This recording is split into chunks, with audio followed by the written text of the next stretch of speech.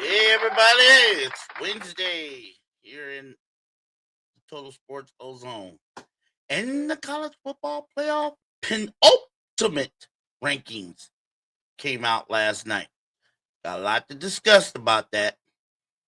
Who's in, who's out, who I think is going to be in, who I think is not going to be in, and who I think deserves to be in. Going to be discussing that in detail. Plus, in the NFL, got some teams that I'm going to give you my dark horse teams that I think, if with the right push, with the right whatever, could make a run to the Super Bowl. I'm going to give you three in the NFC, three in the AFC. We're going to get on all that and maybe a little bit more here in the Sports Ozone.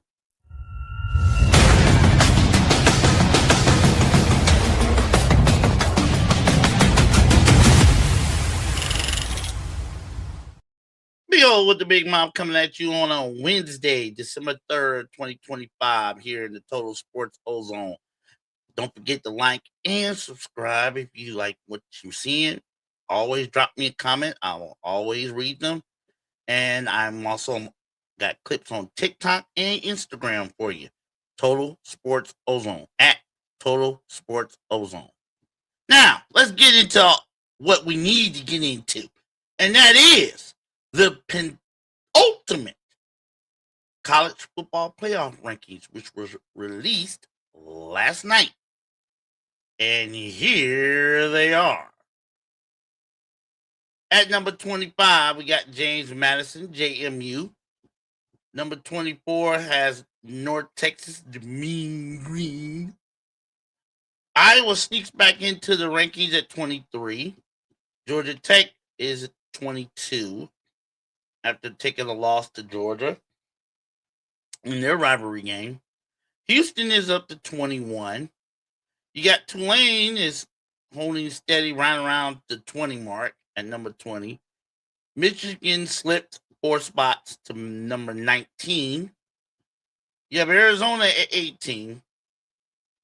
And now here's where it gets interesting. From 17 all the way up to 10. You got Virginia at 17. USC is still hanging around at 16. You got Utah 15. You got Vanderbilt at 14. We're gonna get into these teams right here. Vanderbilt at 14, Texas at 13, Miami at 12, BYU at 11, Notre Dame is at 10, and Alabama is at 9. That's where it gets interesting. It really does. We're gonna get into that in a minute. We got Oklahoma at number 8. You got Texas A&M slipping to number 7. So the loss to Texas didn't hurt them too bad, although it took them pretty much out of the running to get a first round bye. But they should still be able to get a home playoff game in the first round. Ole Miss actually went up a spot, despite everything that's going on with them, with the Lane Kiffin departure and everything went on into that. The committee did not punish those kids at Ole Miss. They actually moved them up to number 6. So they're in line to getting a first round home playoff game. And that's good. And I'm really happy for those kids because I've already mentioned to you how I felt about what Lane Kiffin did to Ole Miss and those kids. We don't need to even relive that because what's done is done. But I'm glad the committee did not punish those kids and actually moved them up a spot to number 6. So they're more than likely will get a first round playoff game at home. We got Oregon's coming up at number 5, Texas Tech at number 4, Georgia moved up to number 3, and then Indiana number 2, and Ohio State rounds it off at number 1. Wow, let's get into this. Here's where it gets interesting. There's like multiple ways where these rankings get really interesting. First off, Texas. We're going to have to bring up Texas. Texas, even with 3 losses, is right there on the bubble at 9-3. And they rank 13th. Now, there's been the coaching staff at Texas, Steve Sarkisian, the administrators, the fans, everybody's been campaigning for Texas and the reason why they should get into the college football playoff, even though they have 3 losses. And the big debacle was a lot of the Texas faithful, Longhorn faithful, were thinking that the committee was punishing Texas for scheduling and playing Ohio State in week 1. My feeling is this: what does that game have to do with this? You lost that game, and I know you'll be, Ohio State, we played them, Texas fans, we played them as close as anybody on their schedule, and we only lost by 7, and we outgained them by over 200 yards, and the committee is punishing us for playing that game. Really? Really? Do you honestly think the committee is punishing you for losing to the team that's been pretty much the number 1 team in the country all year? Do you really think that's why you might get left out of the college football playoff? And I'm talking to all Texas fans, coaches, everybody that has to do with the Texas Longhorns. Do you really sitting up here and expecting me to believe that is the reason Ohio State, you playing them the first week of the season, is the reason why you will be left out of the college football playoff?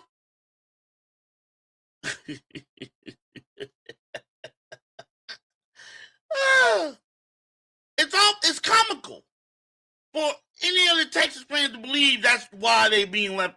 That might be why they're being left out, because they lost to Ohio State. No. This is why you will be left out, unless there's a whole lot of chaos this weekend with the conference championships. And I mean, there better be a whole lot of chaos. You're not getting in. Why? A, you lost to Florida. If you would have lost to any other team on this list, I can feel your argument.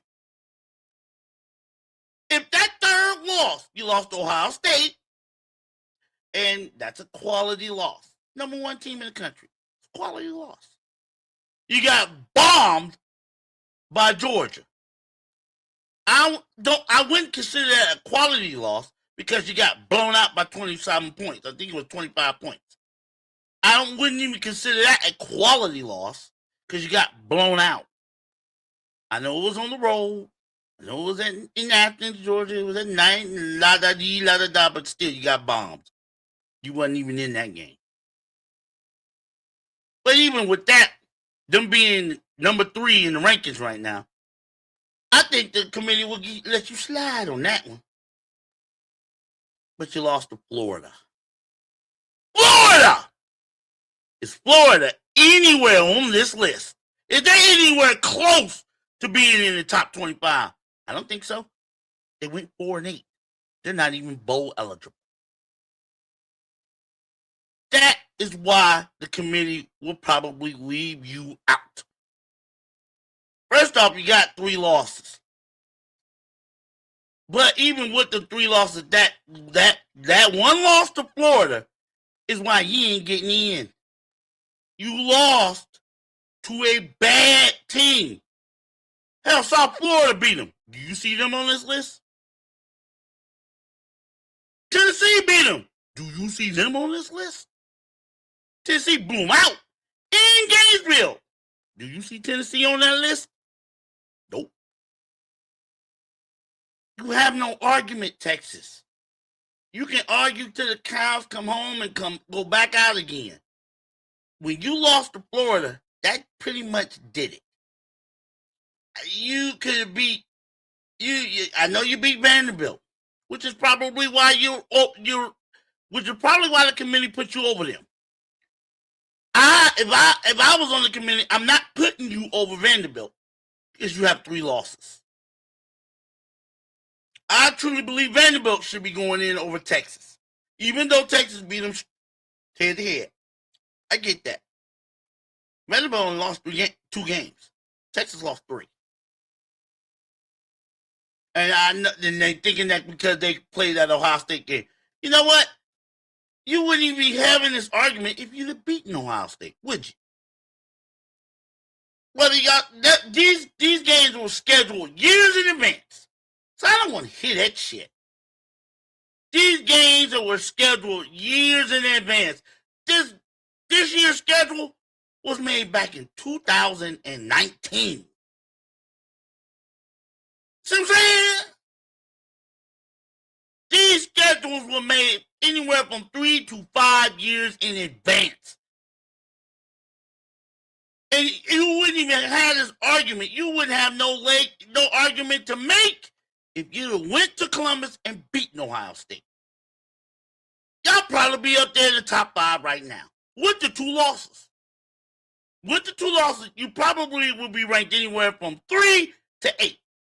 Even with those 2 losses, the loss to Georgia, the loss to Florida, if you'd beaten Ohio State. But you didn't.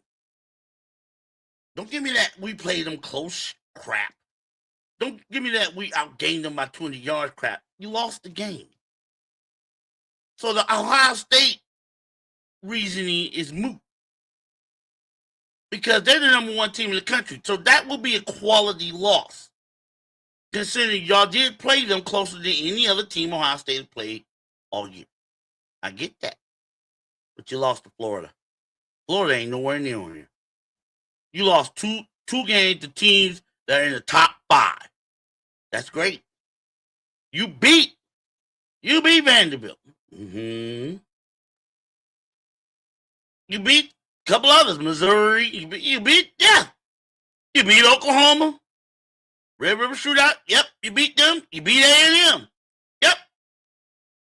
But that loss to Florida was a bad one. You lost to a 4-8 squad.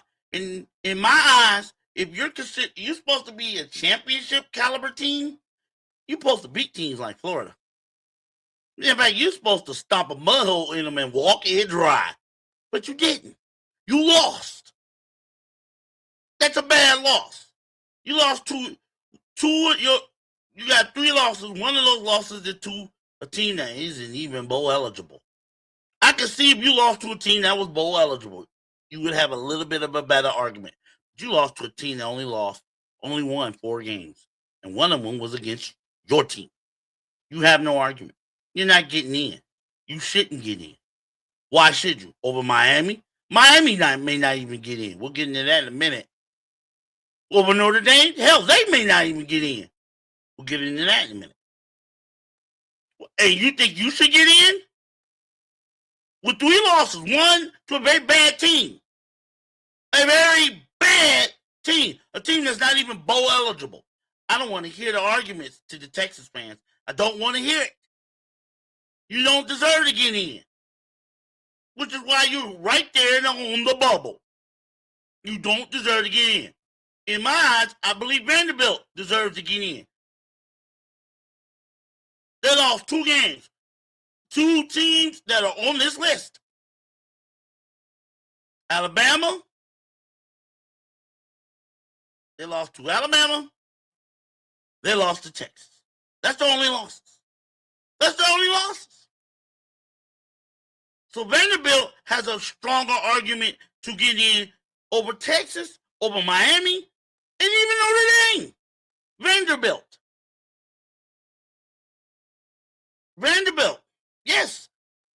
I believe with the Heisman Trophy candidate, possibly Heisman Trophy winner at quarterback, Diego Pavia, I believe Vanderbilt deserve to get in over Texas, Miami, and Notre Dame. But like chances are they probably won't be left out. But let's go over some scenarios. We do have conference championship games this weekend. Now, everybody knows, and if you don't know, you better ask somebody.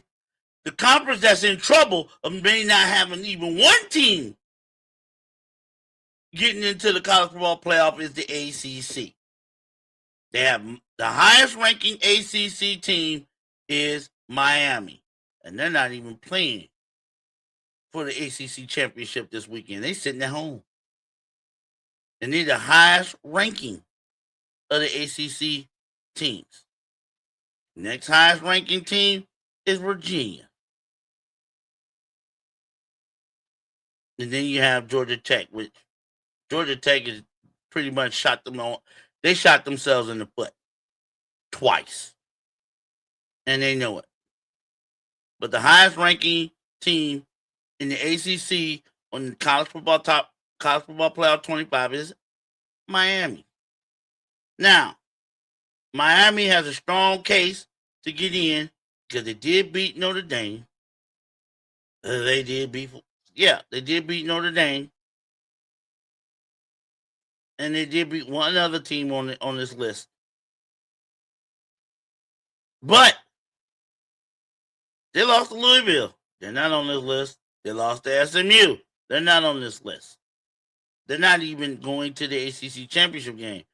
The team that's going to the ACC championship game is Virginia.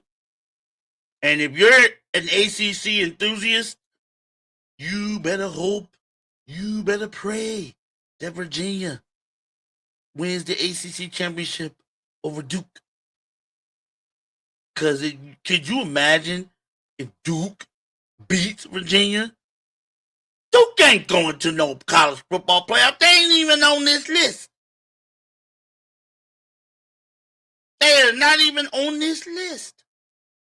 They have 5 losses. But because of all these conference tiebreakers and stuff and this and that and the third, they're going to be playing for the ACC championship.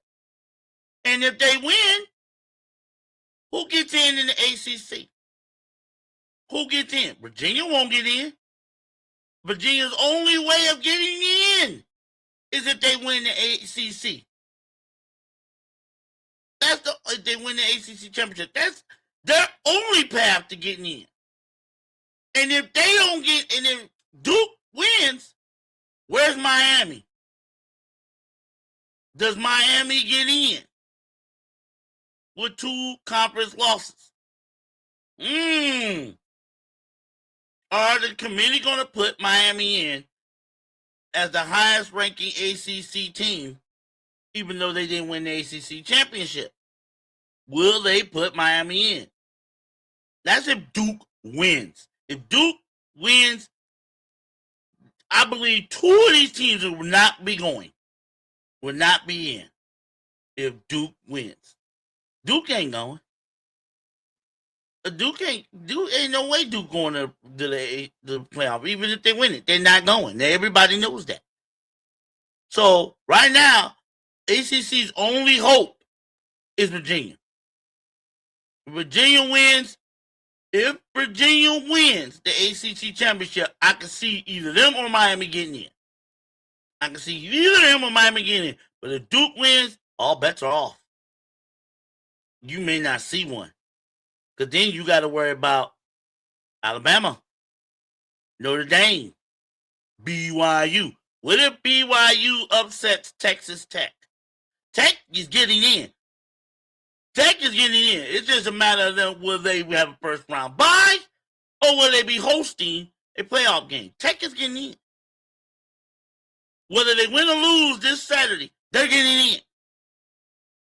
But what if BYU wins? BYU wins, they got to get in, don't they? BYU wins the Big 12, they got to get in. They ranked 11th. So if BYU loses, they're done. We know that. But if BYU wins, one of these three, one, they're right here, here, and here. One of those teams will be out if BYU beats Texas Tech. One of them's gone. Who will it be? Mm-hmm. See, the cutoff line right here, to me, right here is here. 14. 14. This is the cutoff line. Anything below that, forget it. You can look at Virginia. If Virginia blows out Duke, they're going to be like, maybe. But I think the cutoff line is here at 14, at 15, at where Vanderbilt is, 14. That's the cutoff line to me. That's the cutoff line to me right here. Right there. That's the cutoff line. 14.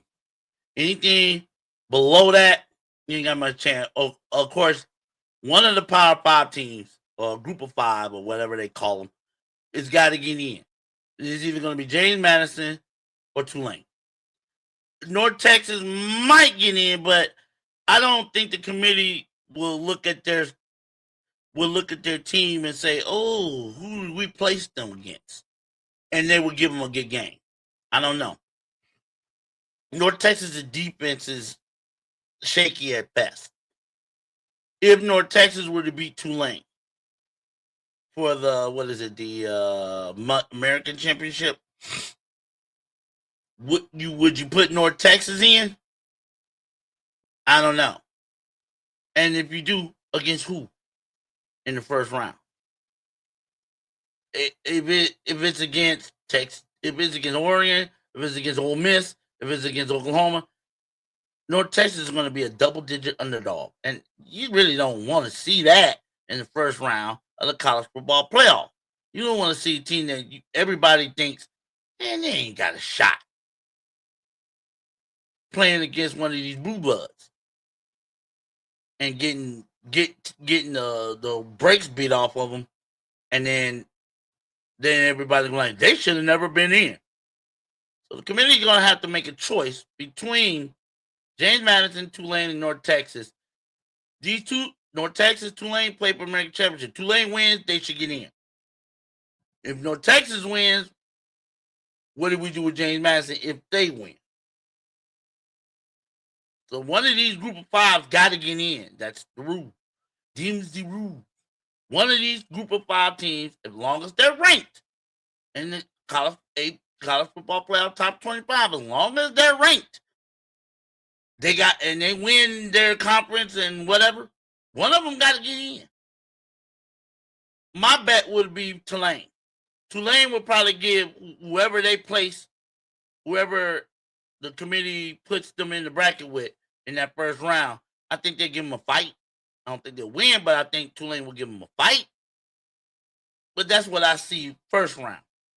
But the cutoff for everybody else is at 14. Now, let's start from the top on down. We already know Ohio State and Indiana, 1 and 2. The winner of that, the Big Ten championship game, the winner of that game will be the 1 seed. The loser of that game, you cannot, depending on what Georgia does, or if they win, how badly they do it, if they lose, Indiana, Ohio State, whoever loses that Big Ten championship game will still get a first round bye. I don't see them dropping any further than 3rd. If Georgia wins, that their only loss, they will have avenged their only loss of the season, and that was to Alabama. But if Georgia loses, Indiana, Ohio State, it all depends. If Ohio State wins, they stay at number 1. Indiana wins, they'll ascend to number 1. Ohio State will be no worse than 3. So we can put that to bed. These 2 teams have cemented first round byes. Ohio State and Indiana. They're the only teams that are still undefeated. So if one beats the other, that will be that other team's only loss. And you talking about losing to the number 1 team or the number 2 team in the country. Those two teams have cemented first round byes. Before we've even played the conference championship games, those 2 are getting first round byes. It just all depends on where they see. 1, 2, or 3. Georgia, if they win, they got a first round bye. If they can beat Alabama. And let's face it, Alabama has been Georgia's bugaboo over the past 5 years. Maybe a little longer than that. They've only beaten them once. Only beaten Georgia once in all these years, 5, 6 years. But when they did beat them, they won the national title. So it's not like they can't beat them. But Alabama is Georgia's bugaboo. That little thorn in the little monkey in the wrench. Yeah, that's Alabama. So who knows? Texas Tech, if they win the Big 12, they will hang on to that 4th seed. They will hang on to that 4th seed in the first round bye. Oregon, Ole Miss, they pretty much have submitted first round home playoff games. Oregon, Ole Miss, just a matter of who they play. I believe A&M will probably submit a first round playoff unless Alabama, and if Alabama beat the bricks of Georgia in the SEC championship game, they're going to jump Oklahoma and possibly, I don't see why they will be jumping Oklahoma since Oklahoma beat them head to head. But if Alabama does beat Georgia and then beat them really bad, I can see them jumping Oklahoma, even though that wouldn't make no sense to me, and get a first round home playoff game. But A&M pretty much locked themselves into a home playoff game. Oklahoma, Alabama, it all depends. I believe it all depends on who wins that SEC championship game and by how badly, how much. Notre Dame, who knows? Their only good win was against USC. I know they got 2 early losses. Why are they in front of Miami? Who knows? Why are they in front of Miami, even though Miami beat them head to head? Who the hell knows? Personally, I think Notre Dame should be 12. They've been playing lights out. They've won 10 in a row since they lost to A&M. They've won 10 in a row, and they've looked real good doing it. I mean, I believe Jeremiah Love should be invited to New York for the Heisman Trophy presentation. He has been that good. But who have they beaten? Pitt, Syracuse, a mediocre USC team. It's not like they've been beating world beaters. I mean, they haven't beaten the creme de la creme of the college football world. They've been beating pretty much some bums, but they have won those games by pretty lopsided scores too. I still think Miami should be 10th or 11th. I think BYU should be 10th. Miami should be 11th. Notre Dame should be 12th. I believe. But the committee is they will be so hard. They are so gung-ho on getting Notre Dame into the playoff. So that's why they snuck them at 10. That's exactly why they snuck them at 10. The committee is so gung-ho. And I mean gung-ho on getting Notre Dame into the playoff. Despite whatever. But for Notre Dame to get in the playoff, they better pray. They better pray Texas Tech beat BYU. If Texas Tech beats BYU, that knocks BYU out of it, and it'll all but guarantee Notre Dame get a spot. Even though I think of all the teams from 10 to 14 that deserves to get in, I believe it's all of them. I believe it's Vanderbilt. I truly believe Vanderbilt, of all the teams ranked 10 to 14, Vanderbilt should get in. I don't think Vanderbilt will be getting in, but I personally think Vanderbilt should get in. They only have 2 losses. They're quality losses. They've beaten everybody else. And they also beaten their rival. Not only did they beat them, they blew them out in Tennessee. They punked and bullied Tennessee in Tennessee, made them look bad. Vanderbilt, to me, is one of those teams that are trending up, and they deserve a shot at the college football playoffs to see what they can do. But it looks like Vanderbilt probably will be one of the first two or three teams I left out, and that'll relegate Vanderbilt to probably one of the New Year's Day bowl game, like the Citrus Bowl or something to that effect. And that's a shame because they had probably the best year I've seen them ever have. That's for sure. But from 10 to 14, to me, Vanderbilt deserves to get in. Texas don't deserve to get in. Miami, if Notre Dame get in, Miami should get in. But it's not going to work out. One of those two teams is not getting in.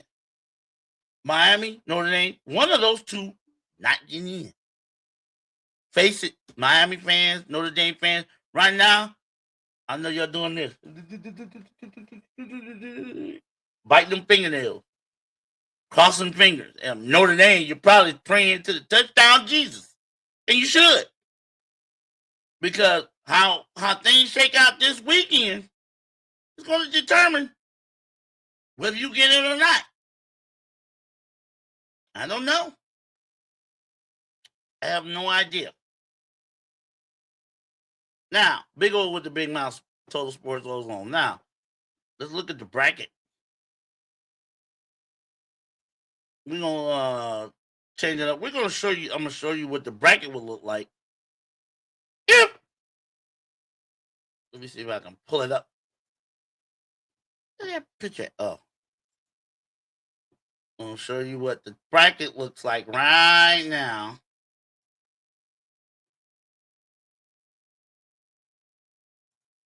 And that's what the bracket looks like right now. As you can see, number 11 and number 12 are designated for conference championship. Probably the ACC if Virginia wins, or the 12th seed will probably go to either Tulane, James Madison, or North Texas. And look who they will be probably playing. Oregon. If everything shakes out the way they got it right now, they will be probably playing Oregon. And that's what I'm talking about. If you're gonna put North Texas in against Oregon, that wouldn't look good against North Texas. In Oregon, in Eugene, Oregon, you would think North Texas would be anywhere from a 15 to a 25-point underdog. So would that look good for the committee to be putting North Texas, whose defense is at best wishy-washy, against Oregon? What about the 11th seed going to Ole Miss? Could Virginia beat Ole Miss on the road? I don't know. What about BYU? Will BYU, if they get in, if BYU wins the Big 12, would they be going on the road to play Ole Miss? Probably. Which means, like I said, Notre Dame is hanging on there at the 10th seed. Would they stay in, or would they put Miami in? What about Duke? What if Duke beats Virginia? Do you put Miami in as the highest ranking ACC team? And where would you slot them? Number 10? I don't think they deserve to be that high. I don't. They've had a good season, but yeah, they still lost. They lost to two teams that aren't even in the top 25 right now, SMU and Louisville. So how will that shake out? But that's the bracket as of last night. We still got a lot of questions to answer, don't we? So what do you think? Who should play Ole Miss if Ole Miss stays at 6, Oregon stays at 5? You can't see neither one of those teams moving because they're not playing this weekend. So, who do you think should be playing Ole Miss in Oxford? Who do you think should be playing Oregon and Eugene, depending on how these conference championships shake out this weekend? Let me know. Drop me a comment. Let me know. Don't forget to like and subscribe, but let me know. What do you think? We could be in for some chaos this weekend. The ACC championship game, the Big 12 championship game. Those two championship games are going to shake up and fully make the college football final playoff rankings crazy. They have the potential to do that. It's going to be fun to watch. Remember, I believe the final pairings for the college football playoff will be revealed Sunday, I believe, at 12:30 Eastern, if I'm not mistaken. I know they want to get them in before the NFL, the NFL early window games on Sunday. So I believe it's either noon or 12:30. I will check that target date, and I will let you know tomorrow when you probably find out before I will, but I will announce it anyway tomorrow when the final college football playoff bracket will be revealed on Sunday. All right, Big O with the big mouth, Total Sports logo. Now let's shift to the NFL. Like I said, got some dark. I'm gonna give you 3 dark horse teams in both conferences, the AFC and the NFC, who I think with the right push, with the right, the stars align the right way for them, could make a run to the Super Bowl. Could really make a run to the Super Bowl. We're going to start with the AFC. Right? Right now, New England leads the AFC East. Baltimore and Pittsburgh are tied in the AFC North. Jacksonville and Indianapolis are tied in the AFC South. And Denver leads the AFC West. 3 dark horse candidates. My 3 dark horse candidates to make not just a playoff run, but run all the way to the Super Bowl. In the AFC, I'm going to go with Jacksonville. Jacksonville is one of my teams. They're figuring it out, ladies and gentlemen. Trevor Lawrence, ETN, that defense is really is coming to its own. And they're picking up big wins. They've won 3 in a row. Their defense has been opportunistic.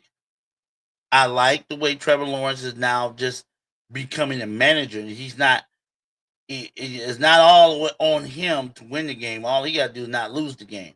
I think he's settling into that role quite well. And that's why Jacksonville caught the Colts and is now tied, or actually has the lead on tiebreakers in the AFC South. So they're one of my dark horse candidates to go to the Super Bowl. We ain't just talking about playoffs. Go all the way to Super Bowl. Jacksonville is one. My other dark horse candidate in the AFC East, AFC, is the Los Angeles Chargers. Yeah, I know Justin Herbert hurt his left hand, had surgery on a bone and broken bone in the left hand. That's the left hand. And that's one tough son of a bitch. He even says yesterday that he's going to play. Even after they do the surgery, he's going to go out there and play this Sunday. That's a tough. That's a quarterback. That's a quarterback I'm pretty sure every team would love to have. One that's tough. Banged up a little bit, don't matter. Long as I can throw, I'm out here. I'm going out here. I'm going to be out here and try to win these games with my teammates. That's a tough quarterback. Plus, they got Keenan Allen. That defense is... It could be better. The defense could be better. But I think if the Chargers get on the right roll offensively, they can beat anybody in the NFC. That's right. I would truly believe that. That's my second dark horse candidate in the AFC. And my last dark horse candidate in the AFC. We're talking about can go all the way to the Super Bowl. if they get on the right run. My second dark horse, my third and last dark horse candidate is the Houston Texans. Yes, sir, the Houston Texans. I know offensively they're just getting it right with CJ Stroud and then those boys. But they got one of the best defense, if not the best defense in all of the National Football League. They just shut down the Indianapolis Colts, a very high-powered offense, and they shut them down in Indianapolis. That defense is no joke. They're opportunistic. They create takeaways. They can get after the quarterback. They don't let too many teams run on them. Jonathan Taylor had a hell of a time running on that boy Sunday, and I have to say, if Houston can tweak a few things offensively and get some players healthy on offense with that defense, then you know what they say: defense travels. Defense travels. It does. That's one thing. If you got a good defense, it's gonna carry you. It can go wherever you go. And Houston has a great defense. They do. You have to admit that. So I would not be surprised one bit if the Houston Texans go all the way to the Super Bowl. Wouldn't shock me in a bit.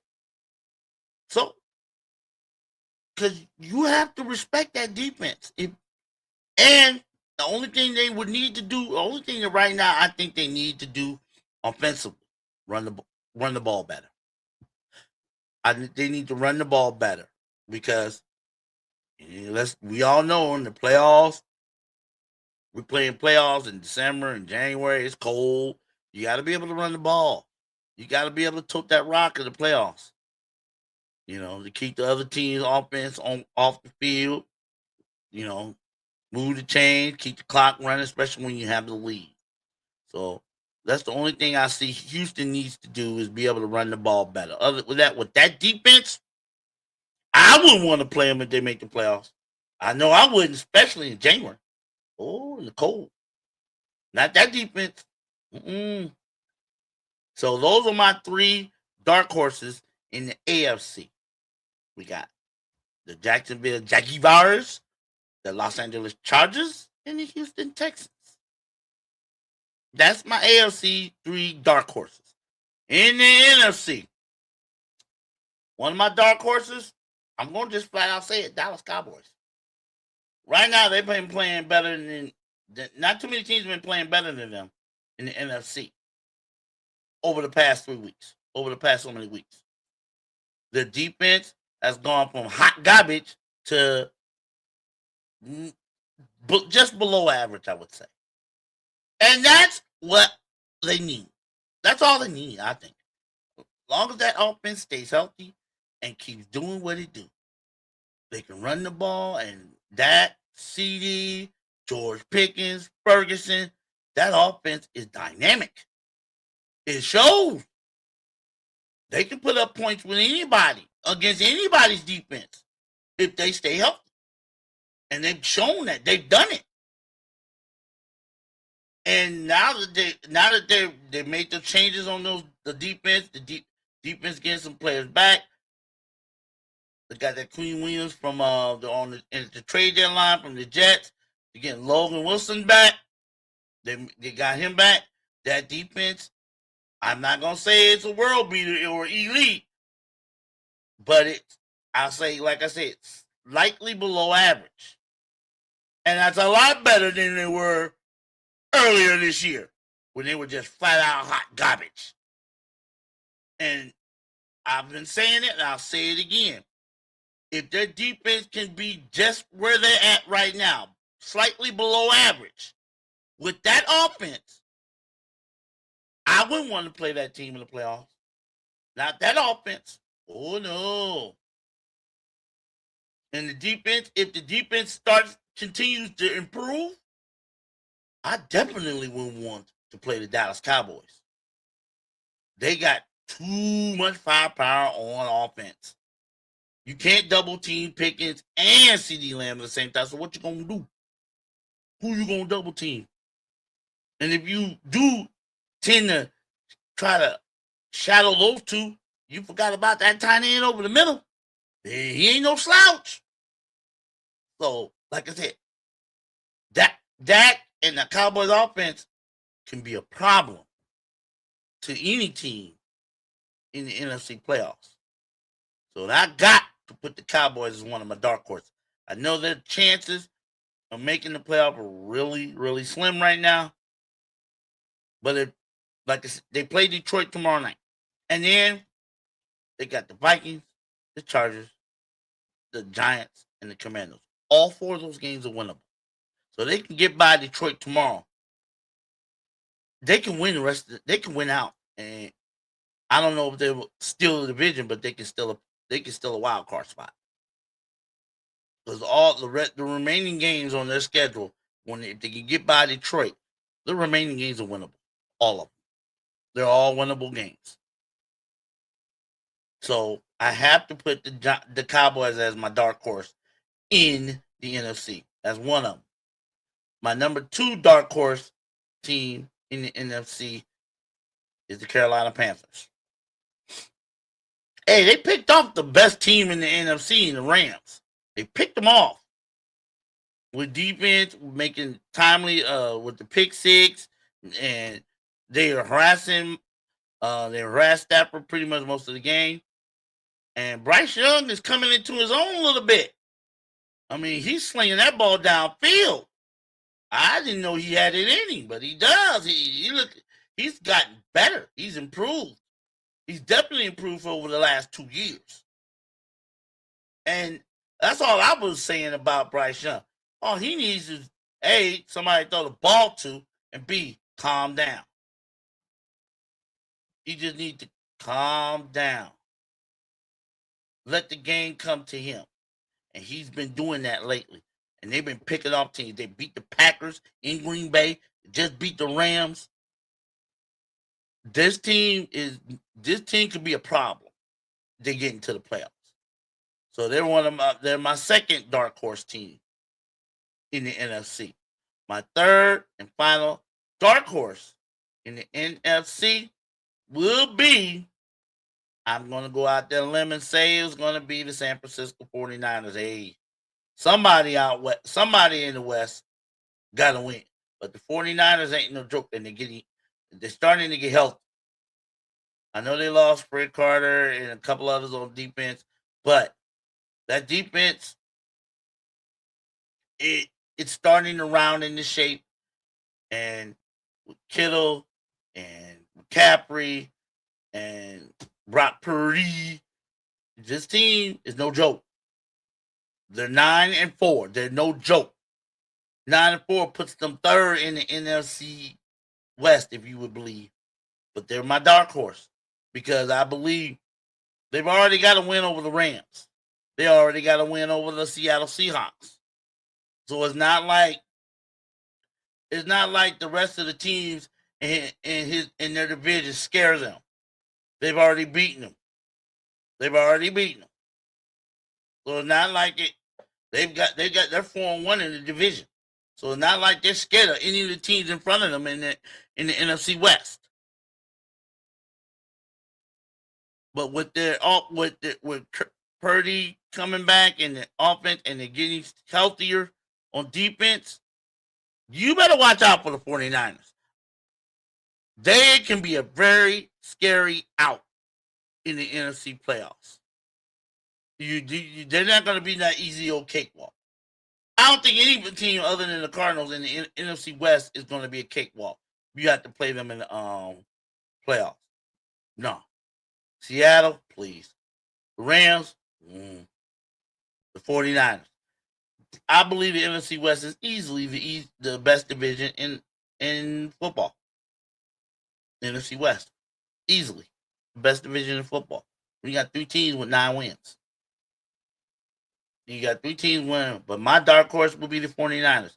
It wouldn't surprise me one bit if they ride a wave and take it all the way to the Super Bowl.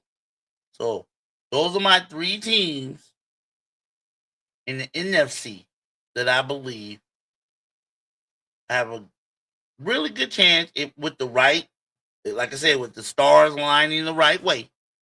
Any one of those three teams can ride that wave all the way to the Super Bowl. The Carolina Panthers, San Francisco 49ers, and the Dallas Cowboys. What do you think? Do you got a dark horse team that you think with the right push could make it all the way to the Super Bowl? Let me know. Drop me a comment. Don't forget to like and subscribe. Big O with the big mouth, Total Sports Ozone. I'm going to wrap up today's show by talking about Chris Paul. NBA. Chris Paul. He was let go last night, basically sent home by his current team, the Los Angeles Clippers. Now, you're talking about Chris Paul. He's the top NBA top 75 player. He's one of the best point guards ever to play this game. 12-time NBA All-Star. Led the league in assists 4 times. He may not be the biggest scorer as far as point guards, but he was a leader in every sense of the word on every team he played. He was a leader. I do not understand why the Clippers management, ownership management would treat a future first ballot Hall of Famer like this. I don't know why they would do that. I wish I knew what was going on, why they would do that, but it's horrible. Just send him home, saying you're no longer with the team. Why the hell did you sign him? Oh, I think personally, Chris Paul should go to the Thunder. You know, he should go to a team. If there's any one player right now in the NBA, any one player, old guy, young guy, whatever. If there's any one player currently in the NBA that deserves to win an NBA championship, it is Chris Paul. No doubt, no one can say different. That man deserves to leave the NBA a champion. He's been in the NBA Finals once in his who has he been in an 18, 19-year career. He's only been in the finals once. He deserves to walk out, leave the NBA with a ring. So I think, I know I've already heard about the fact that this will be his last NBA season. He will retire at the end of this season. But why not? I think somebody should pick him up. One of these NBA, the Thunder 20-1. They've won 13 in a row. 21 in a run, right? I think. They won 13 in a row. I say, why not let him play for the Thunder again? That would be his best chance to be able to get a ring. I don't care if they send him on the end of the bench, but who knows? He can help the Thunder if they need any help, but he'd be a great backup to Shai Gilgeous-Alexander. I think so, but he deserves to win an NBA championship. He deserves to leave this league and this game a champion. I don't think there's no doubt about that. But the way the Clippers have done him, and then we wonder why the Clippers suck. And that's why. That's why. How they do their personnel. That's why they just, no. No. And you definitely shouldn't have done Chris Paul that way. If you're going to do that, why'd you sign him? But this is what I think. This is just my personal opinion. Chris Paul needs to go to a team that's an NBA championship contender. And I say, why not go to the Thunder for the league minimum? He deserves to win a ring. No doubt about it. You never heard too many bad things. I haven't heard anything bad about Chris Paul. Not one damn thing. And he's been in the league, since 2000, 4 or 5, something like that. 2005, 2006, when he started with the who was in the New Orleans Hornets or Charlotte Hornets, whatever they wanted to call themselves. You haven't heard nothing bad about him. Man's been as steady as a rock. You don't read nothing bad about him. And off the court, he's been charitable. He's one of the best point guards ever to play the game. And no one can dispute that. And the only thing he has not done in the NBA is win a ring. And he deserves one. So, OKC Thunder, I know you're 21 and 1. You're really good with your personnel, but you might want to think about it. You might want to sign him for the rest of the season. Become a mentor to these young cats. I don't know they need too much mentoring, but they could use a little bit. And he would be a great backup to Shai Gilgeous-Alexander. I'm just saying. The man deserves to go out a winner. That's all I'm saying about that. What do you think? Let me know. Hit me up. Leave me a comment. And that'll do it for the big old with the big mouth and the Total Sports Ozone for December 3rd, 2025. Tomorrow, we're going to get into these playoffs, college football playoffs, a little bit more as we get closer and closer to the conference championship games and the final reveal, which is Sunday. And tomorrow we'll preview a very big game in the NFL for Thursday night. The Detroit Lions taking on the Dallas Cowboys in Detroit. That's going to be a good one. We're going to look at that matchup and see who I think going to come out on top of that one. We're going to do that tomorrow right here in the Total Sports Ozone. Check you later.